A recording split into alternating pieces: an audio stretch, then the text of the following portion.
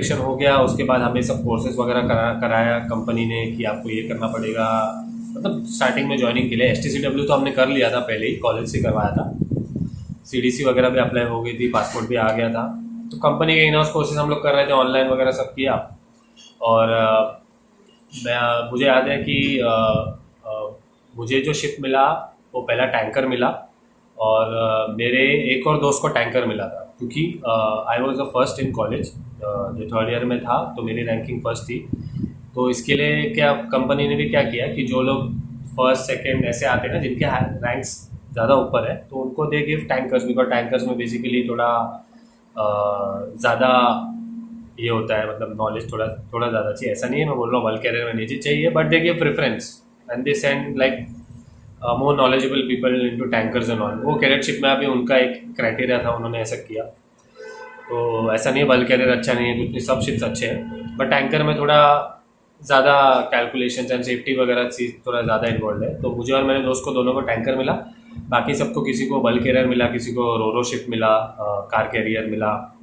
तो और हम लोग को पहले ही लाइनअप भी किया था शिप्स के लिए, इसलिए मैं बोलता हूँ पढ़ाई पे ज़्यादा ध्यान दो, क्योंकि हम लोग फर्स्ट सेकंड आए थे तो हमें पहले प्रेफरेंस मिला, हमने पहले ज्वाइन किया। बट फिर भी हमारे टाइम ज्वाइनिंग काफ़ी, वो टाइम में थोड़ा वेटिंग था, क्योंकि शिप्स इतने नहीं थे कंपनी के पास भी। तो जुलाई में हमने ज्वाइन किया कंपनी, अगस्त सितंबर तक कोर्सेज हो गए। मैंने फर्स्ट शिप ज्वाइन किया था फेब 2011 में एज ए कैडेट। 6 महीने का शिप था, टैंकर ही ज्वाइन किया था। 6 महीने मेरे अच्छे से कटे। स्टार्टिंग में थोड़ी दिक्कत हुई कम्युनिकेशन, और कम्युनिकेशन तो इंग्लिश में नहीं, बट कैसे कम्युनिकेट करना, क्या बात करना है क्या नहीं करना है, और थोड़ा सा एक ना होम सिकनेस तो थोड़ा था ही। बट आप एक नए एनवायरनमेंट में आ रहे हो, आप सबसे ज़्यादा जूनियर हो, और ऊपर से टैंकर पे जा रहे हो, तो you need to be more cautious कि क्या करना है कैसे नहीं करना है, क्योंकि लोग बोलते थे कि ऐसा मत करना, ये हो जाएगा, फायर हो सकता है, इससे हो सकता है। तो you need to be very like proactive also. और सिर्फ इंटेलिजेंट होने से कुछ नहीं होता, थोड़ा कॉमन सेंस भी होना चाहिए कोई भी फील्ड में, बट शिपिंग में थोड़ा ज़्यादा होना चाहिए, क्योंकि तुमको पता होना चाहिए तुम्हें कि तुम क्या कर रहे हो। तो फर्स्ट शिप अच्छे से निकल गया। उसमें मैंने ड्राइडॉक भी किया था एक, और बैटिंग वगैरह तो किया ही था। कभी मैं जूनियर पोस्ट पे था तो इतना मेरे पे प्रेशर नहीं था, बट हाँ फिजिकल वर्क काफ़ी था, काफ़ी सीखने मिला। टैंकर पे होने का जो टैंक क्लीनिंग ये वो सब चीज़ मैं करता रहता था, हमेशा चीफ ऑफिसर के साथ रहता था। तो क्या है कि जितना आप सीखोगे, अगर आप नहीं सीखोगे तो आपको नहीं पता चलेगा, कोई आपको बताने नहीं आएगा कि कैबिन से उठा के चल तेरे को मैं सिखाता हूँ। आपको जाना पड़ेगा वहाँ पे, कोई भी हो।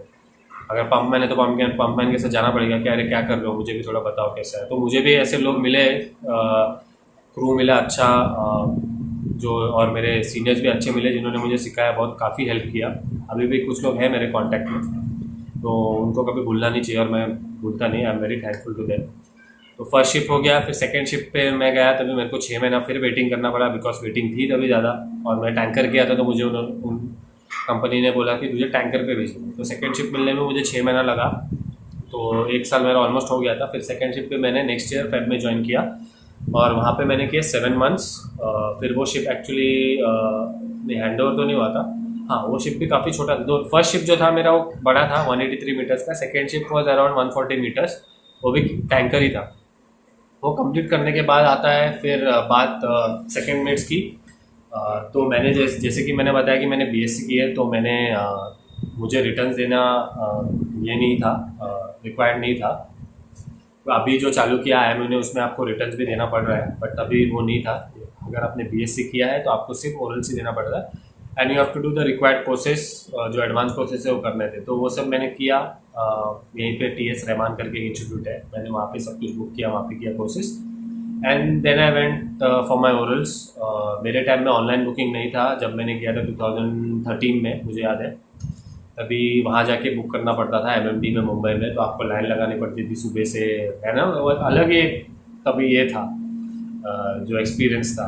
भाग दौड़ी जैसे गवर्नमेंट ऑफिस में करना पड़ता है, आपको चालान लेना पड़ता है, उन्होंने वो सब किया, बाप रे बहुत। अभी तो काफ़ी अच्छा हो गया है कि आपको ऑनलाइन ही जाने की ज़रूरत नहीं है ना।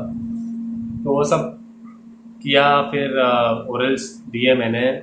ओरल्स भी इतने आसान नहीं होते, क्योंकि आप एक कैडेटशिप से डायरेक्ट आपको सेकेंड में जंप करना पड़ता है, तो एक बहुत बड़ा एक एक जाइंट लीप है वो, कि आपको सब कुछ पूछेंगे वो अबाउट नेविगेशन, और because navigation is more important when you are becoming an officer. और आपको जो COC दे रहे हैं, सर्टिफिकेट ऑफ कॉम्पिटेंसी, वो भी सेकंड मेट की दे रहे हैं। That means you are third mate and then second mate, आप तब तक सेल कर सकते हो। तो एग्ज़ाम बहुत डिफ़िकल्ट था, काफ़ी पढ़ाई करनी पड़ी। बीच में स्टार्टिंग में तो मुझे याद है कि मैं फर्स्ट अटेम्प्ट में थोड़ा बीमार हो गया था स्टार्टिंग में। तो एग्ज़ाम से एक हफ़्ता पहले मुझे काफ़ी बुखार वगैरह हो गया था, तो मैं इतना कॉन्सेंट्रेट नहीं कर पाया स्टडीज़ में, तो मैं पास नहीं हुआ था। तीनों जो फंक्शंस थे उसमें फेल हो गया था। सेकेंड अटैम्प्ट थर्ड अटैम्प्ट में मैंने फिर निकाल लिया मेरे ओरल्स, तो अच्छा लगा मुझे।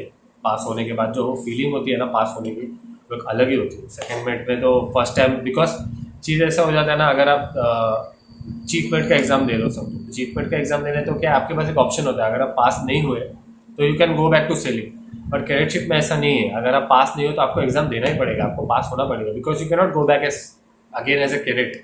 जा सकते हो but what is the point of going back, आप ऑफिसर बन रहे हो ना, इससे अच्छा कैडेट में वापस कौन जाएगा।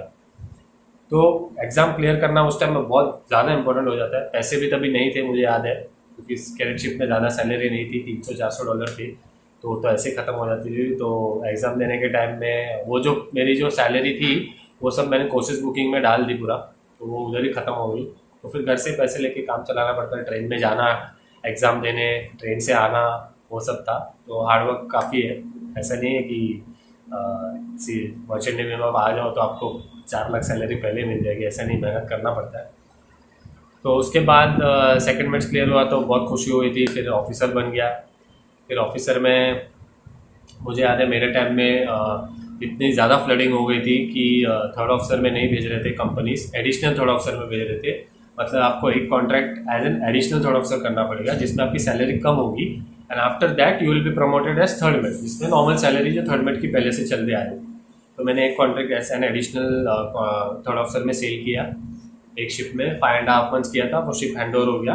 Then I became full fledge third mate, and then I did around total 3 contracts I did as third mate, and उसके बाद में मैंने प्रमोशन लिया सेकंड मेट में। सेकंड मेट में भी प्रमोशन लेने के लिए हमारे कंपनी का एक मेंटरिंग प्रोग्राम होता है, जिसमें आपको ऑनबोर्ड टास्क करने पड़ते हैं, वो सब टास्क मैंने किए complete. Then you have to take signature of the master, that means master has to certify that these all tasks are done by this candidate and under my supervision, and I am satisfied and he is capable of becoming a second man। तो वो एक letter होता है, वो आपको company में लेके जाना पड़ता है प्रमोशन के लिए। देन कंपनी में भी आपका एक इंटरव्यू होगा with the captain, and he will also ask you questions about navigation and all, because second mate is in charge of passage planning and all सब कुछ, तो he should be well versed with all the navigation policies and all.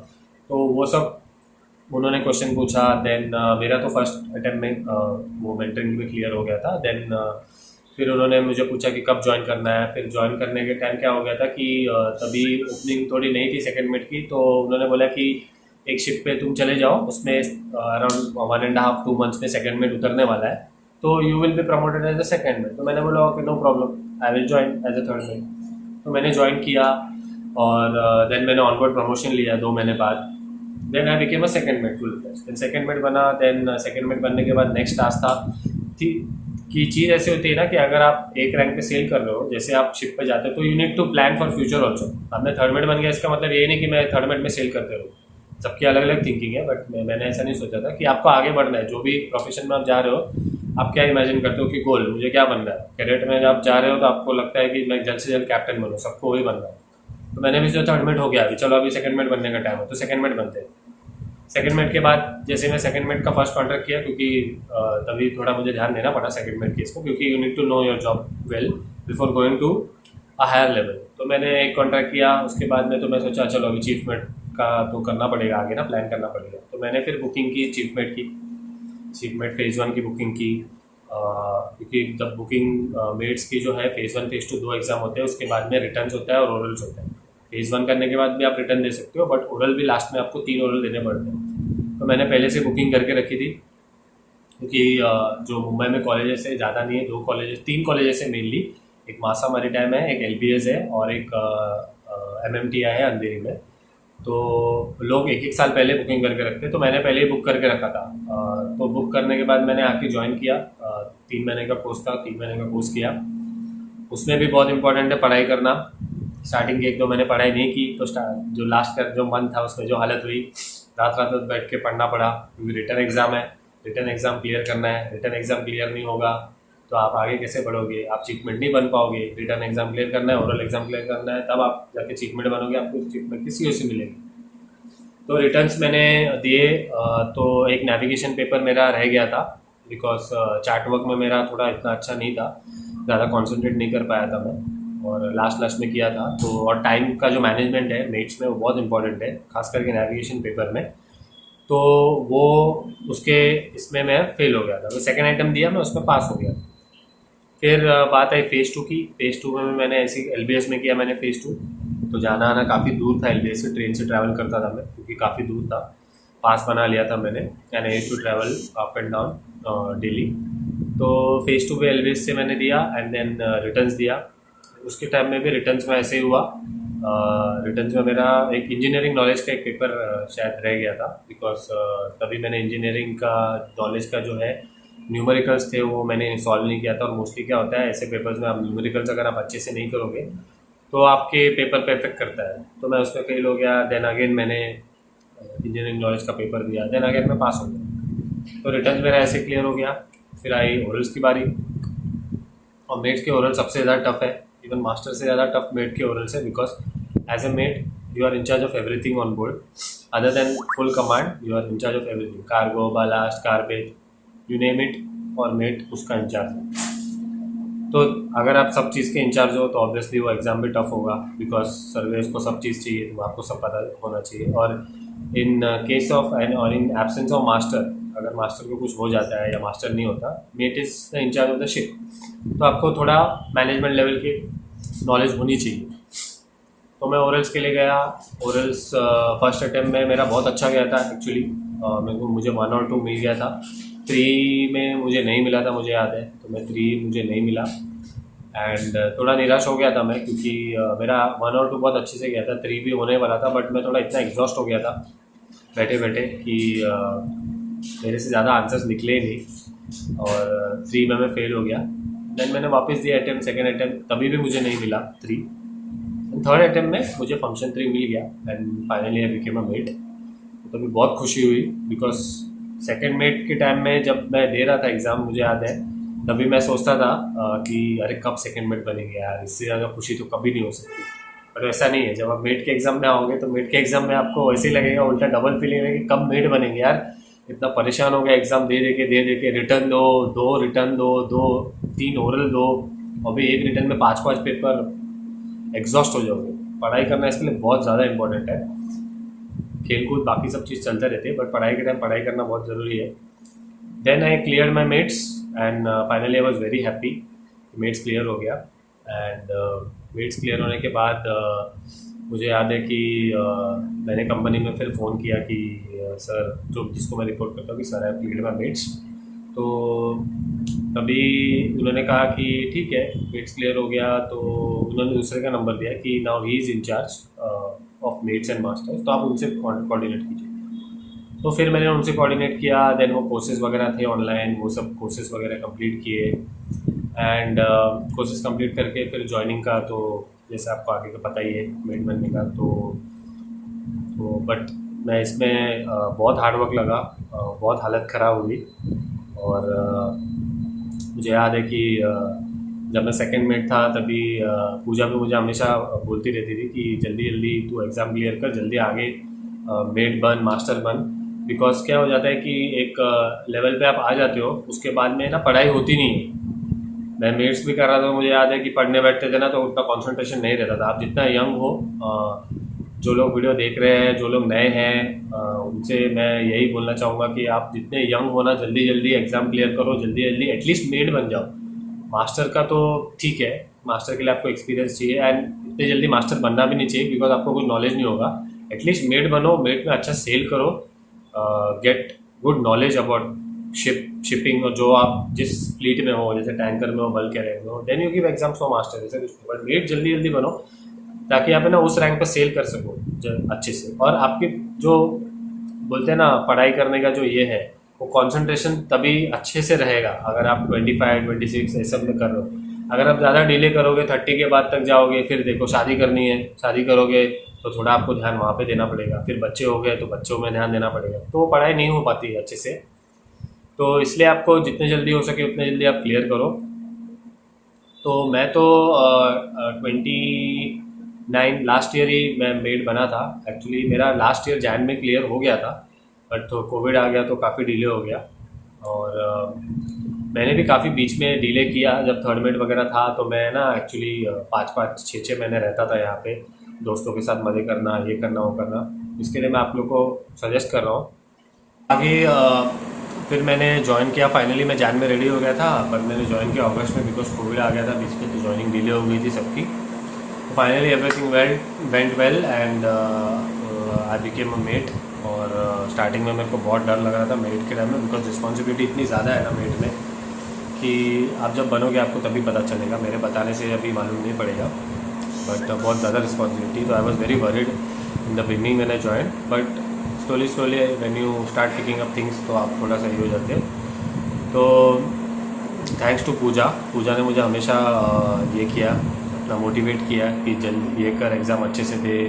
मुझे याद है अभी भी phase 2 exam के time Diwali थी, तभी दिवाली नहीं आई थिंक हाँ दिवाली थी जब मैंने दिया था पेपर। तब मैं दिवाली भी सेलिब्रेट नहीं कर पाया, टाइम नहीं दे पाया पूजा को भी, फैमिली को भी, बिकॉज मेरा नेक्स्ट दिन एग्ज़ाम था। और मैं उसी दिन मैं मेरे दोस्त के साथ हॉस्टल अपना वीटी चला गया था वहाँ पे स्टडी करने के लिए। तो सैक्रिफाइसेस फैमिली को भी करनी पड़ती है आपकी बहुत सारी, ऐसा नहीं आपको भी करना पड़ता है, but you need someone to motivate you always. तो पूजा ने मुझे हमेशा मोटिवेट किया, थैंक्स टू हर, कि मैं मेड बन गया। अभी जल्दी से मुझे मास्टर भी बनना है, मास्टर बन गया एक बार तो सब सेट हो जाएगा। तो यही थी मेरे journey guys, from cadet to mate. और जब मास्टर बनूंगा तो उसकी भी जर्नी बनाऊंगा अलग से। तो होपफुली आपको ये वीडियो पसंद आया होगा, और अगर पसंद आया तो प्लीज़ लाइक कीजिए, कमेंट कीजिए, शेयर कीजिए, और importantly subscribe to my channel ship stories with Sagar. और भी वीडियोस में ऐसे आगे बनाता रहूँगा। अगर आपको कुछ अलग वीडियोस चाहिए, जैसे मैं हमेशा बोलता हूँ, तो प्लीज़ कमेंट कीजिए नीचे कि आपको किस टॉपिक पे वीडियोस चाहिए। और मेरी इंस्टाग्राम आईडी भी है, उस पर आप फॉलो कर सकते हैं मुझे, और वहाँ पे भी कमेंट कर सकते हैं जो भी होगा। तो चलिए बाय बाय। एक और इम्पॉर्टेंट चीज़ जाने से पहले, कि मुझे बहुत लोगों ने कमेंट्स किया, मेरे पू फॉरएवर पे भी मैंने वीडियोस डाले थे जिस पे कि सर आप कौन सी कंपनी में हो, और कौन सी कंपनी में, हाँ वही क्वेश्चन था। तो प्लीज़ गाइस मेरा रिक्वेस्ट है आपसे कि वो मुझे ना पूछे। अगर आपको कहीं से पता चल जाता है तो ठीक है, because I am not allowed to inform you about all this things, कौन सी कंपनी में है, बिकॉज मुझे आगे जाके कुछ प्रॉब्लम ना हो, इसके लिए वीडियोस में अगर डालूंगा एंड ऑल, उसके लिए तो प्लीज़ रिक्वेस्ट है कि आप वो क्वेश्चन ना पूछे कि आप कौन सी कंपनी में हो। अगर आपको पता चल जाता है तो वेल एंड गुड, और किसी को ये भी मत कीजिए, बताइए भी मत, आपके तक ही रखिए इन्फॉर्मेशन। और चलिए फिर बाय बाय, और take care and be safe, bye.